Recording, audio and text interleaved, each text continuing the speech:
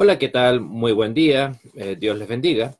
Les saluda a vuestro servidor Andrés San Martín Arrizaga desde Temuco, Chile, en nombre de la Iglesia Luterana Confesional y de Academia Cristo. Les damos la más cordial bienvenida a este estudio que realizaremos en el día de hoy. Hemos estado estas últimas semanas tratando el tema de la neumatología, o como se le llama también el estudio del Espíritu Santo, sus cualidades, sus características, sus labores y su esencia misma. En este caso, en la clase de hoy, en la charla de hoy, quiero que conversemos sobre la obra del Espíritu Santo en la vida terrenal de Jesús. La vida terrenal de Jesús. Para eso precisamente es que hay que comenzar haciendo la siguiente aclaración. Si bien hablamos de la vida de Jesús, la vida terrenal, estamos hablando, no estamos negando, por supuesto, ni la eternidad de Jesús, ni de la del Espíritu Santo. Simplemente que, de manera más concreta, la vida terrenal de Jesús está plasmada precisamente en los 4 evangelios. No estamos diciendo que no haya habido un Cristo antes ni después, sino que precisamente estamos limitándonos solamente, en este caso, por materia de estudio, a la vida, insisto, terrenal de Jesús y a cómo, insisto, el Espíritu Santo obró conjuntamente con Cristo. Pues bien, en la vida de Jesús encontramos una presencia gigante y poderosa del Espíritu Santo. Incluso al principio mismo de su existencia, como Dios hecho hombre, fue obra del Espíritu Santo precisamente que él llegó a existir. Así fue como fue engendrado, precisamente por eso los cristianos aceptamos la encarnación de Cristo sin pecado, precisamente porque fue concebido por María Virgen, por medio precisamente de la obra del Espíritu Santo. Entonces, tanto la predicación como el relato del nacimiento de Jesús apunta hacia una obra especial del Espíritu. Desde informar, desde avisarle ya, desde decirle mismo a María de que iba a tener un hijo, el ángel le explicó: el Espíritu Santo vendrá sobre ti y el poder del Altísimo te cubrirá con su sombra. Por lo cual también el santo ser que va a nacer será llamado Hijo de Dios, como lo escribe Lucas capítulo 1, versículo 35. Entonces, después de que sucediese la concepción, el ángel también se apareció al padre terrenal, al padre legal de Jesús, a José, que lógicamente estaba confundido, ¿no? Y le explicó, como lo dice en Mateo 1:20: José, hijo de David, no temas recibir a María tu mujer, porque lo que en ella es engendrado del Espíritu Santo es. O sea, vemos que del mismo vientre, en la vida terrenal de Jesús, ya había una plena e íntima comunión entre el Espíritu Santo y nuestro Señor Jesucristo. Las palabras son con las que se inicia la narración es: el nacimiento de Jesucristo fue así, estando comprometida María, su madre, con José, antes que vivieran juntos, se halló que había concebido por el Espíritu Santo. Mateo 1:18. Aquí valga la pena la aclaración, o una acotación más bien. Se acusa siempre a la Biblia, a la religión cristiana, de que es una religión eventualmente que excluye a la mujer, que no le da importancia alguna. Pues bueno, como se acaban de dar cuenta, precisamente todo lo contrario. Dios hecho hombre. Dios no le privó la bendición de tener una madre, mujer obviamente, una madre biológica. Claro, tuvo un padre legal, por así decirlo, José, pero no vino al mundo Cristo Dios hecho hombre por medio de un padre biológico, pero sí de una madre biológica. Insisto, eso para una breve acotación para todas las veces que se piense y se afirme por parte de nuestros detractores que la Biblia, insisto, es un libro que está en contra de la dignidad de la mujer. Al contrario, qué mayor dignidad en una religión, en este caso como la cristiana, que decir que Dios encarnado vino del cuerpo de una mujer y que tuvo una madre y que fue indispensable en su vida terrenal el hecho de que haya tenido a dicha madre. Bueno, el anuncio que hace Juan el Bautista del ministerio de Jesús también resalta el lugar del Espíritu Santo. Juan el Bautista estaba él mismo lleno del Espíritu Santo, como se señala en la Biblia, incluso ya desde el vientre materno, como lo dice en Lucas 1:15. Entonces su mensaje resaltaba que, al contrario de su propio bautismo, el bautismo que realizaba Juan el Bautista, que únicamente era en el agua, Jesús bautizaría con Espíritu Santo, como lo dice Marcos 1:18, o también Mateo 3:11, Lucas 3:16. Añadieron, y también con fuego. Entonces Juan no afirma tener el Espíritu y no dice que de él venga el Espíritu. Sin embargo, atribuye al Mesías que ha de venir la facultad de dar ese Espíritu. Y por cierto, que sabemos que la dio. El Espíritu Santo está entonces presente de forma gigantesca desde el principio mismo del ministerio público de Jesús. Si lo identificamos con su bautismo, cuando el Espíritu Santo vino sobre él de forma visible, como lo plantea tanto Mateo, Marcos, Lucas y Juan, Juan deja claro que Juan el Bautista vio al Espíritu y dio testimonio de ello. Sabemos que inmediatamente después Jesús estaba lleno del Espíritu Santo. Insisto, así como había una plena comunión en el Espíritu Santo y Cristo desde el vientre materno, aquí ahora vemos que esa comunión es plena también, pero ahora ya, insisto, al inicio del ministerio terrenal de nuestro Señor Jesucristo. Entonces había una plena comunión, y la sigue existiendo, por supuesto. El resultado inmediato de que Jesús fuese lleno del Espíritu Santo fue sufrir su mayor tentación, o la serie de tentaciones que se nos relata en la Biblia, al inicio de su ministerio público. Ahí cuando Jesús fue llevado o dirigido por el Espíritu Santo, hacia la situación en la que produjo la tentación. En Mateo 4:1 y Lucas 4:1 y 2 se describe a Jesús siendo conducido por el Espíritu Santo hacia el desierto. La frase de Marcos es aún más contundente incluso. Luego el Espíritu lo impulsó al desierto. Jesús es precisamente empujado por el Espíritu Santo. Lo que merece la pena destacar aquí es que la presencia del Espíritu Santo en la vida de Jesús le conduce directa e inmediatamente hacia un conflicto, a una fuerte confrontación con el pecado y con el mal. El resto del ministerio de Jesús también es llevado a cabo bajo el poder y la dirección, precisamente, obviamente, del Espíritu Santo. Esto fue patente y evidente, claro, en las enseñanzas de Jesús. Lucas nos cuenta que tras la tentación, Jesús volvió en el poder del Espíritu a Galilea, y se difundió su fama por toda la tierra cercana. Entonces empezó a enseñar en todas las sinagogas. O sea, la enseñanza comienza ya plenamente en la comunión con el Espíritu Santo, la enseñanza y el ministerio público de nuestro Señor Jesucristo. Entonces, al llegar a Nazaret, entró a la sinagoga y comenzó a leer Isaías 61, versículos 1 y 2, y afirmó que se había cumplido en él esa profecía, de manera que confirmaba que su ministerio era el resultado de la obra del Espíritu Santo en él. Lo concreto de las enseñanzas de Jesús también son los milagros que él realizó, en particular respecto de los demonios. En una ocasión los fariseos, como bien sabemos, le dijeron que Jesús expulsaba demonios. ¿Por qué? No por tener poder sobre ellos, sino porque él era príncipe de los demonios, o sea, sino que era un par con los demonios prácticamente, o un jefe de los demoníacos.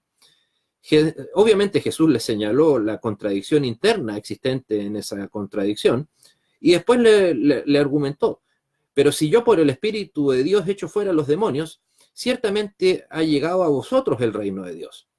Sus condenas a las palabras de los fariseos, como la blasfemia del Espíritu Santo, y su advertencia de que el que hable contra el Espíritu Santo no será perdonado. Aquí vale la pena detenernos un poco. ¿En qué consiste la blasfemia con el Espíritu Santo? Y más aún, el hecho de que, ¿por qué es tan importante para que no se diga que ese es un pecado que no ha de ser perdonado? Pues, ¿en qué consiste la blasfemia del Espíritu Santo a la luz de lo que hemos incluso repasado en estos minutos? Consiste en el hecho de atribuirle a Satanás o a alguien que no sea Dios atribuciones o características que le son propias solamente a Dios. Por ejemplo, ¿quién más sino con el poder de Dios podría haber sacado dichos demonios de los que se menciona aquí en el relato? Solamente Dios, por lo tanto, si aquí cuando se habla de la blasfemia contra el Espíritu Santo no está hablándose de algo que, por cierto, no hemos de hacer, de más está decirlo, como decir alguna mala palabra y adjuntarla a una frase en donde esté la frase Espíritu Santo, decir algún insulto y mencionar la palabra Espíritu Santo. No, es mucho más que eso. Es atribuirle, insisto, a Satanás características que le son propias, exclusivas y excluyentes a nuestro Señor.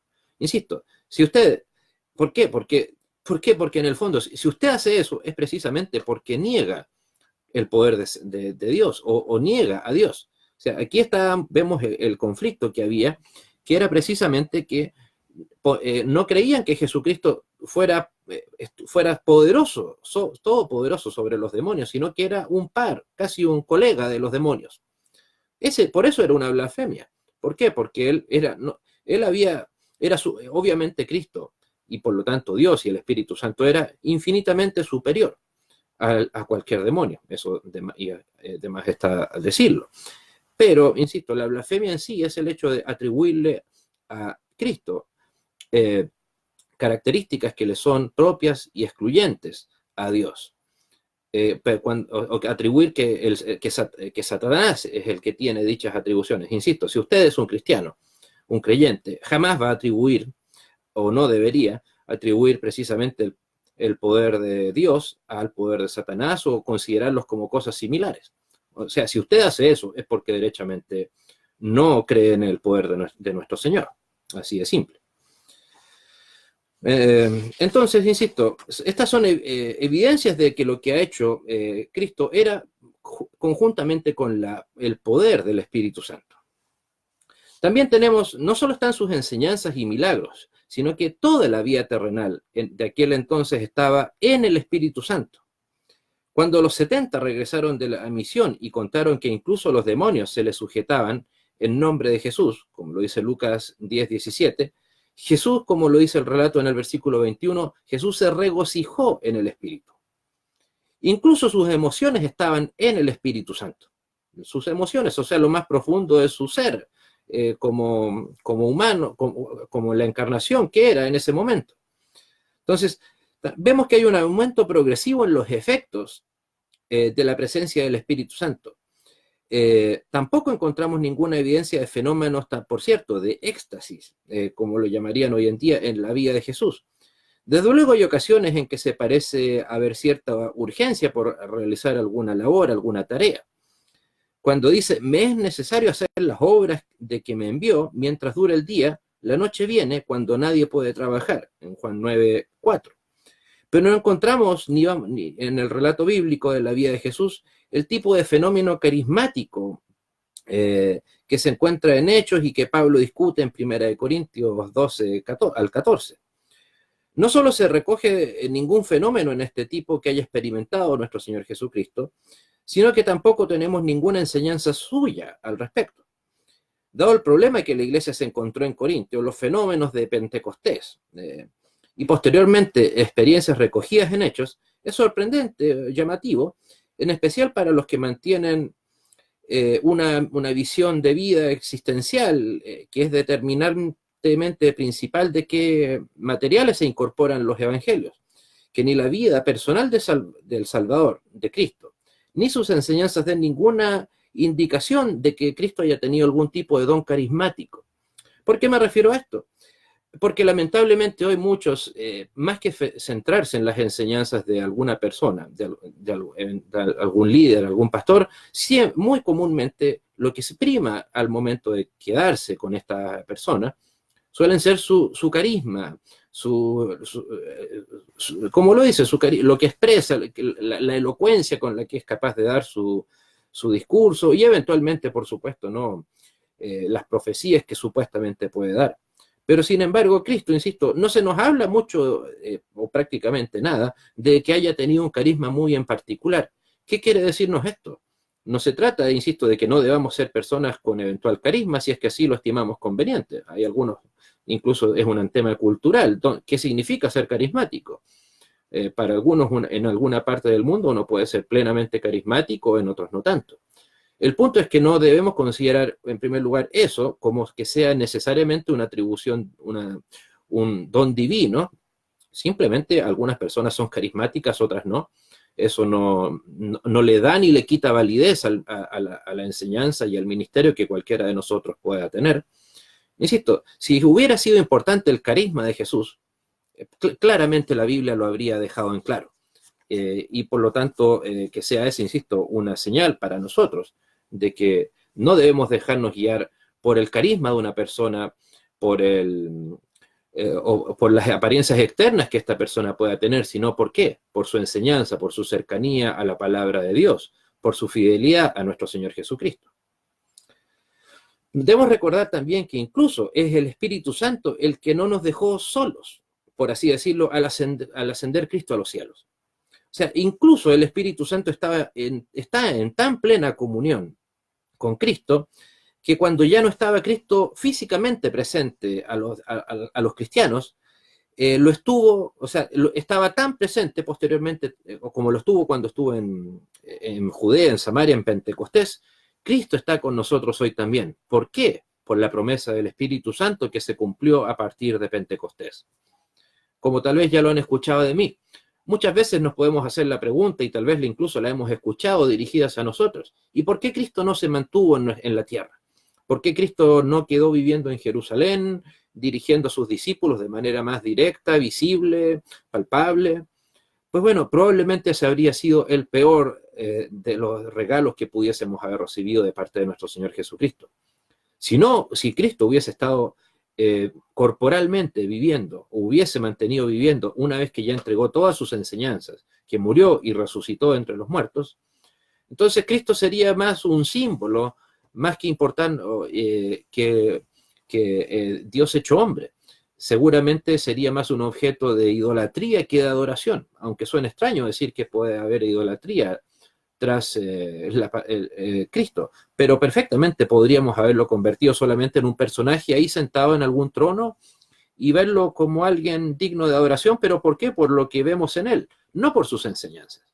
¿Y por qué es que nosotros podemos decir que seguimos las enseñanzas de Cristo? Porque el Espíritu Santo tomó su lugar, metafóricamente hablando, una vez que llegó a Pentecostés.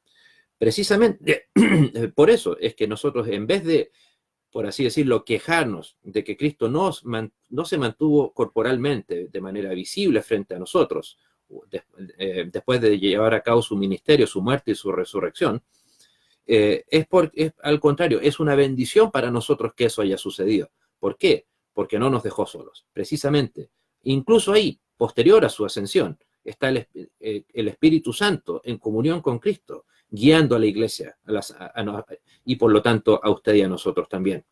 El Espíritu Santo fue el que nos dejó plasmados en la Biblia las enseñanzas de nuestro Señor Jesucristo, las cuales son las que esperamos que nos guíen y nos dirijan como iglesia cristiana, las que nos dan el discernimiento, las que nos abren la Biblia para que no sea solamente un libro de mera acumulación de conocimiento, sino también un libro que nos entregue la sabiduría y fuerza espiritual, el principal regalo que Dios nos dio junto con la salvación. Precisamente gracias al Espíritu Santo es que se cumplen las últimas palabras que Jesucristo mencionó en la Biblia, cuando antes de ascender dice: y he aquí, yo estoy con vosotros siempre.